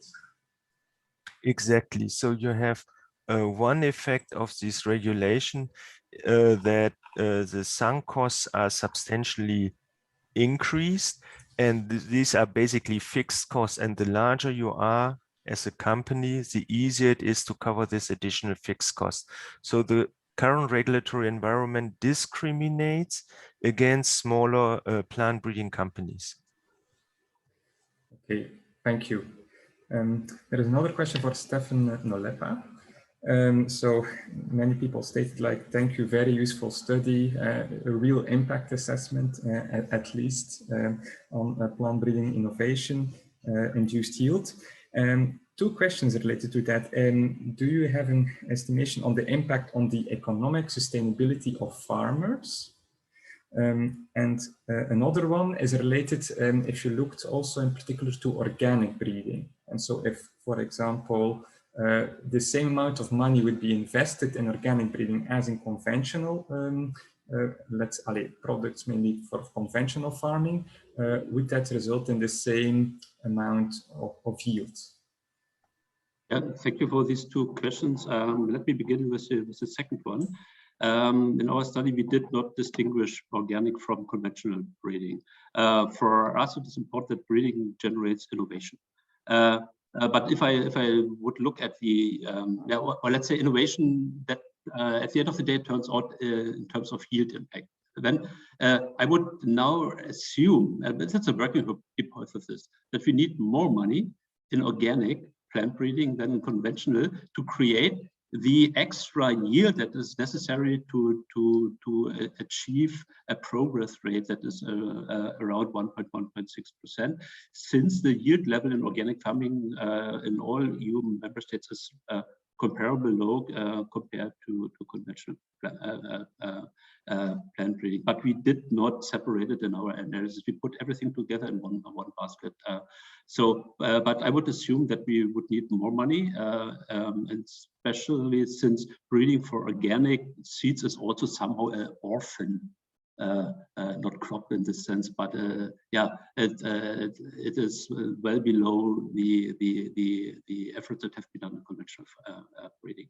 The first question was related to sustainability in terms of the economy on farm level. What we have done is calculations for the farm income effect based on data on farm accountancy data network of the European Union. I just briefly mentioned it with respect to the ex post analysis, but we have done it, and yeah, if there's interest, yeah, please look at the study. In total, we have done it for the EU, but also for the selected member states, ex post as well as ex ante. Okay, thank you very much for this clarification. Steffen Kawelke, there is a question related to the PILTON project. So can you clarify how the IP or the intellectual property is related and concerning this project in the end to develop this fungal tolerant wheat? Yeah, just like I tried to point it out. So we have a look on the market, on the sector, to be able to analyze what providers are there for those techniques, and how do the license terms look like, which they offer. So is it possible for small companies as well as for big companies to access and actually use those technologies? Because that is also a very, very important part. So in Germany, the sector, it's most of the breeders there are small and middle-sized, and so we feel it's of no use when only the big companies can access those technologies. So we have to make sure that those technologies can be used by all the companies, regardless of their size. And yeah, that's why we try to get insight in this technical field and in this license field in order to see what kind of license are available, what conditions are there coming with the license. Can it be applied in the German and in the European field, since most of those companies offering those licenses come from the US. And we also have a look on alternatives. So is there maybe alternatives to Cas9 or CPF1 or all the big system, which are easier to use in terms of license conditions? So that's what we're doing. Okay, thank you very much. I think I would like to conclude with one remaining question. And I think it actually needs to be addressed to Justus Wesseler, but also Steffen Noleppa. It's about the fact, like, you have these different stages to develop a new product. You have an R&D phase, etc. So due to regulations, there is uncertainty, and these stages are all affected. So rather, the question is like, okay, you can say now we are saving a lot of time, or we can save a lot of time with NGTs in the development. But for example, that's already a later phase. What about saving time in the research phase? That if there is a clear framework, many more hypotheses and field trials can be conducted. So my question would be, which phase compares to each other and is essential to facilitate to develop new products? Yes, important question. So basically, is the R&D phase more important than the approval phase, more important than the marketing phase? Now, this depends definitely on the specific research program that you are investigating in, right? That might be on the wheat or on the barley or on the vegetables. And now what we see with these new plant breeding technologies, that they substantially reduce the R&D time. And that is why they are so important, and why plant breeders appreciate them so much. And our model shows, and then Steffen Noleppa has shown this in his assessment, that this substantially reduces the hurdle rate, basically the incentive to move into this new plant breeding technologies in comparison what is available on the market, right? And now the approval process will not so much be affected, at least under the current EU regulatory system. They are considered to be GMOs. So the main benefit at this point in time is reducing the R&D phase, right? While the approval phase may remain the same. But if you move them out of the approval phase, right, again, you substantially reduce the time period for basically reaching the marketing phase. And that's why the plant breeding industries, plant breeding sector is asking so much for a revision of the legislation. So basically trying to get them out of the GMO regulatory framework that substantially may reduce the approval phase and generates a lot of economic benefits. Yeah, I can be short. I fully confirm what Justus has said. The 2 years I was referring to definitely belong to the R&D phase of new plant variety development. For instance, the phase of VCU or DOS testing, as it is called, if I remember right, this is not affected by the technology itself, and it is regulated by different approaches so far, at least. Okay, thank you very much. Amrit, I would like to conclude with the questions. Yes, thank you so much, Nick, for moderating the questions. And thank you to all our speakers. So unfortunately, we don't have that much time for the Q&A, so we will move on to the closing remarks. So for this, we have Ramon Armengol with us. He's a livestock farmer. He's been managing a pig farm for 20 years. He is a member of the board of the Spanish agri-food cooperatives, representing farm cooperatives in Spain.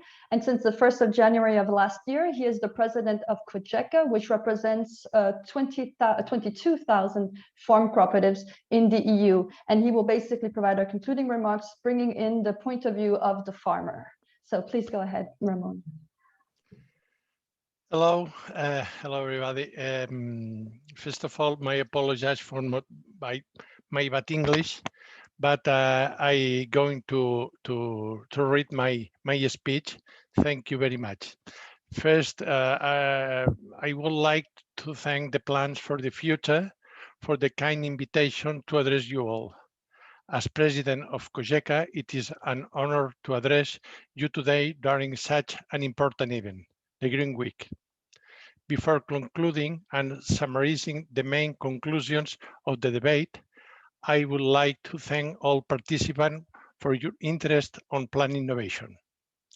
I would like to thank the organizer at the event,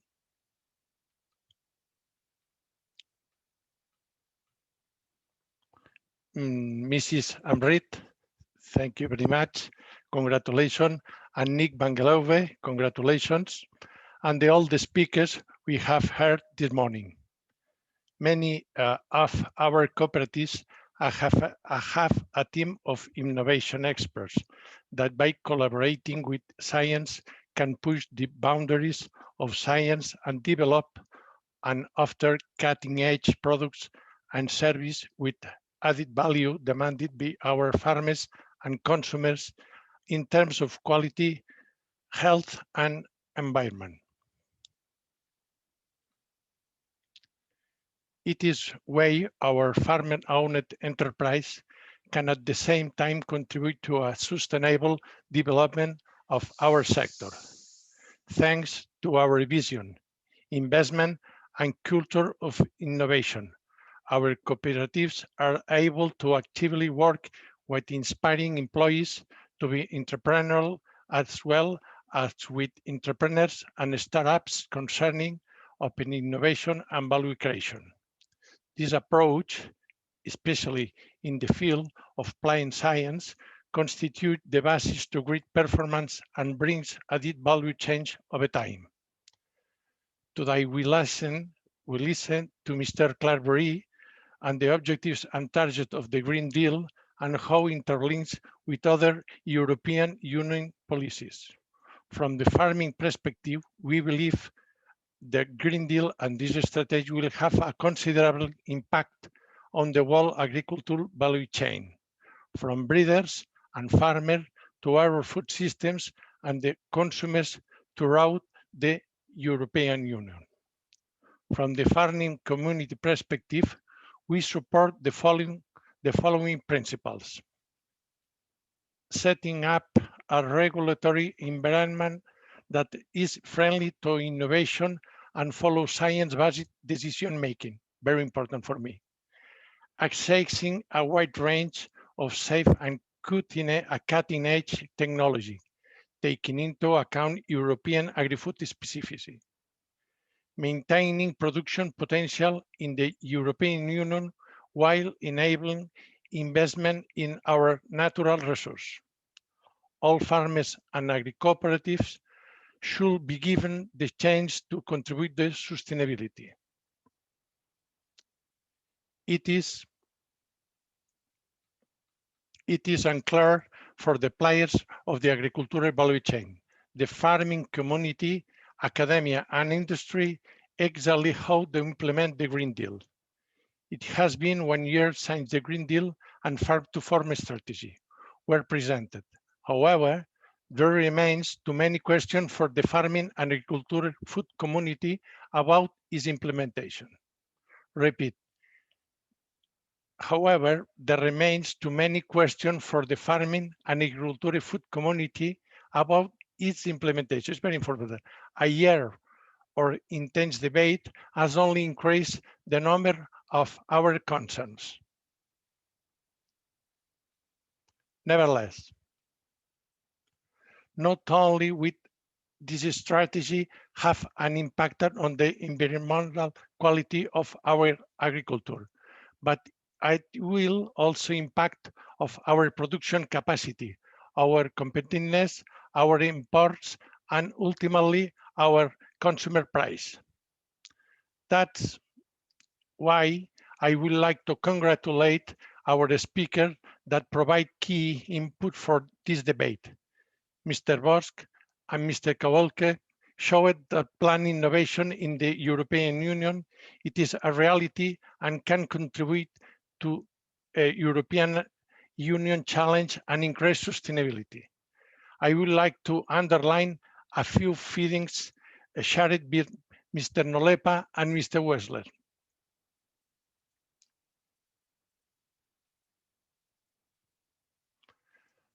Plant breeding in the European Union contributes to various socioeconomic and environmental benefits. Without accelerating plant breeding in the European Union, in the short term, the objectives of the farm-to-fork and biodiversity strategies, and hence the European Green Deal can early be achieved.